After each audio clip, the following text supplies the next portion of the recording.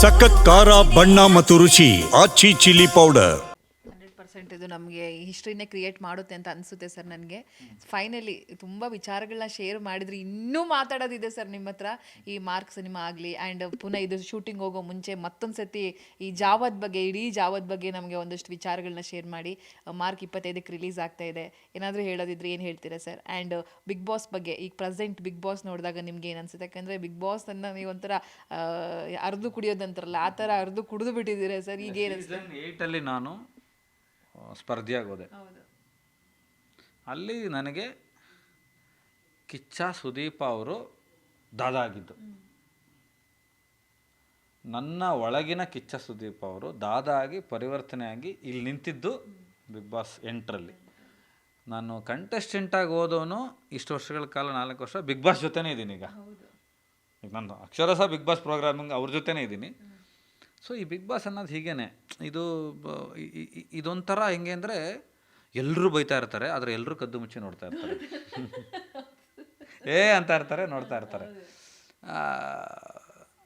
ಆ ಥರದ್ದೊಂದು ಈ ಸಲ ಸ್ವಲ್ಪ ನಾನು ನೇರವಾಗಿ ಹೇಳೋದಾದರೆ, ಈ ಕಂಟೆಸ್ಟೆಂಟ್ಗಳು ಒಳಗಡೆ ಇರುವ, ಹೊರಗೆ ಬಂದಿರುವ ಕಂಟೆಸ್ಟೆಂಟ್ಗಳ PR ದೆಸೆಯಿಂದ ಅವರಿಗೆ 11 ಸೀಸನನ್ನು ನೋಡಿರ್ತಕ್ಕಂಥ ಸ್ಪರ್ಧಿಗಳು ತಮ್ಮ PR ತಮ್ಮ ವೋಟಿಂಗ್ ಪ್ಯಾಟ್ರನ್ನ, ತಮ್ಮ ಡಿಸೈನ್ ಪ್ಯಾಟ್ರನ್ನ ಅವರೇ ಒಂದು ಗ್ರೇ ಏರಿಯಾ ಕಂಡುಹಿಡ್ಕೊಂಡು ಹೋಗಿರೋದ್ರಿಂದ ಅವರ PR ಕೆಲವರು ಎಡವಟ್ಟು ಮಾಡ್ತಾ ಇದ್ದಾರೆ.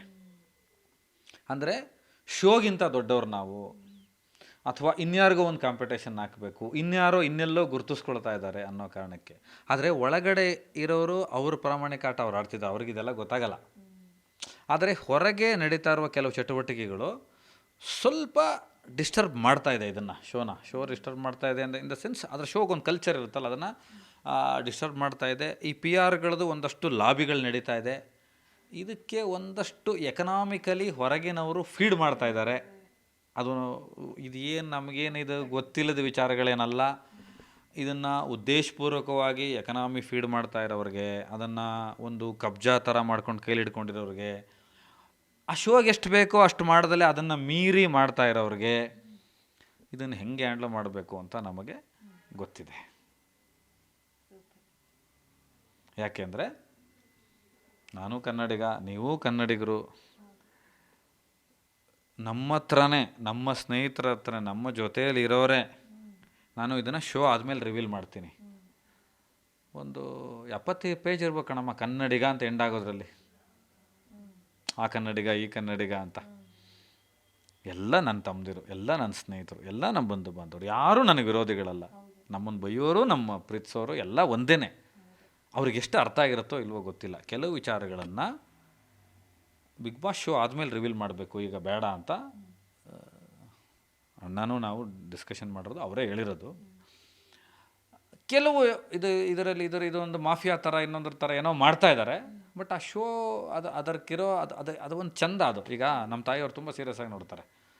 ನಾನು ಯಾರೋ ನಮ್ಮ ತಾಯಿ ನೋಡುವಾಗ ಇವರು ನಮ್ಮ ಅಮ್ಮಂಗೆ ಇಷ್ಟ ಆಗಿರ್ಬೋದು ಅಂತಂದರೆ, ಉಲ್ಟಾ ನಮ್ಮ ಅಮ್ಮನ ಎಕ್ಸ್ಪೆಕ್ಟೇಷನ್ನೇ ಮಾಡಿರಲಿಲ್ಲ ನಮ್ಮ ತಾಯಿಯವ್ರಿಗೆ ಅವ್ರು ಇಷ್ಟ ಮನೆಯಲ್ಲೇ.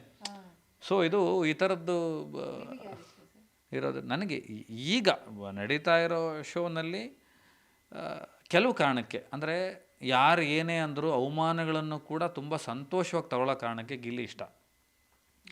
ಆಮೇಲೆ ಅವನು ಹೇಳುವ ಕ್ರಮ ಇದೆಯಲ್ಲ, ಈ ಕಾಲಪತ್ರ ಅಂತ ಒಂದು ಸಿನಿಮಾ ನಮ್ಮ ವಿಕ್ಕಿ ವರುಣ್ ಡೈರೆಕ್ಟ್ ಮಾಡ್ದ. ಅವೆಲ್ಲ ನಾವು ಸ್ನೇಹಿತರು ಮಾಡಿದ ಸಿನಿಮಾ, ಅದು ನಾನು ಆ್ಯಕ್ಟ್ ಮಾಡಿದ್ದೀನಿ ಆ ಪಿಕ್ಚರಲ್ಲಿ. ಈ ನೀವೆಲ್ಲಿ ಕೂತಿದ್ರೆ ಇಲ್ಲ, ಇದು ಗಿಲ್ಲಿ ನಮ್ಗೆ ಗೊತ್ತಿರೋ ಹುಡುಗ, ಅವನು ನನ್ನ ಜೊತೆ ಆ್ಯಕ್ಟ್ ಮಾಡಿ ಒಂದು ಸೀನ್ ಆ್ಯಕ್ಟ್ ಮಾಡಿದ್ವಿ ನಾವು. ತುಂಬ ಅವನ್ನ ನೋಡಿದ್ದೀವಿ, ಅವನ ಸ್ವಭಾವ ಗೊತ್ತು. ಅವನು ಸ್ವಲ್ಪ ಜನರ ಮನಸ್ಸನ್ನು ಗೆದ್ದಿದ್ದಾನೆ. ಆದರೆ ಅವನ ಹೆಸರಲ್ಲಿ ಕೆಲವು PR ನಡೀತಾ ಇದೆ. ಸ್ಟ್ರೇಟಾಗಿ ಹೇಳೋದಾದರೆ, ಗಿಲ್ಲಿ ಹೆಸರಲ್ಲಿ ಕೆಲವು PR ಸೆಕ್ಷನ್ಸ್ ನಡೀತಾ ಇದೆ. ಅದಕ್ಕೊಂದಷ್ಟು ಜನ ಫೀಡ್ ಮಾಡಿ ಏನೇನೋ ಮಾಡ್ತಾ ಇದ್ದಾರೆ. ಅದು ಗಿಲ್ಲಿಗೆ ತೊಂದರೆ. ಆದರೆ ಒಳಗಡೆ ಇರೋನು ಅವನಿಗೆ ಗೊತ್ತಿಲ್ಲ. ಹೊರಗಡೆ ಬಂದಮೇಲೆ ಅವನಿನ್ನೂ ಎತ್ತರಕ್ಕೆ ಬೆಳೀಲಿ. ಈಗ ನಮ್ಮ ಹುಡುಗನೇ ಒಬ್ಬ, ಅವನಿಗೊಂದು ಸಿನಿಮಾನೂ ಡೈರೆಕ್ಟ್ ಮಾಡ್ತಿದ್ದಾನೆ, ಬೆಳೀಲಿ. ಬಟ್ ಇಲ್ಲಿ ಇದನ್ನು, ಈ ಶೋನ ಮೀರಿ ಕೆಲವು PR ಇದು ನಡೀತಾ ಇದೆ. ನಮ್ಮದೆಲ್ಲ ಏನು ಅಂತಂದರೆ, ಈ ಥರ ತುಂಬ ಪೊರೆಗಳನ್ನು ನಾವು ನೋಡಿದ್ದೀವಿ. ನೋಡಿರೋದ್ರಿಂದ ನನ್ನ ಫೇವ್ರೆಟ್ ಗಿಲ್ಲಿ. ಅಯ್ಯೋ ನಾನು ಅದನ್ನು ನಮ್ಮ ಅಮ್ಮನ್ನೇ ಕೇಳಬೇಕು, ಅದು ದೊಡ್ಡ ಡಿಬೇಟ್ ಆಗ್ಬಿಡುತ್ತೆ. ಈಗ ಮತ್ತೆ ಕೆಳಗಡೆಯಿಂದ ಬಂದ್ಬಿಟ್ಟು ಶುರು ಮಾಡಿಬಿಡ್ತಾರೆ. ನಾನು ನೀವು ಊಹೆನೂ ಮಾಡ್ಕೊಳ್ಳಾರ್ದಂಥವ್ರು ಒಬ್ಬರು ಫೇವ್ರೇಟ್ ಇದ್ದಾರೆ, ಅವ್ರಿಗೆ 1-3 ಜನ. ಅಯ್ಯೋ ನಾನು ಆ ಡಿಬೇಟ್ಗೆ ಹೋಗಲ್ಲ.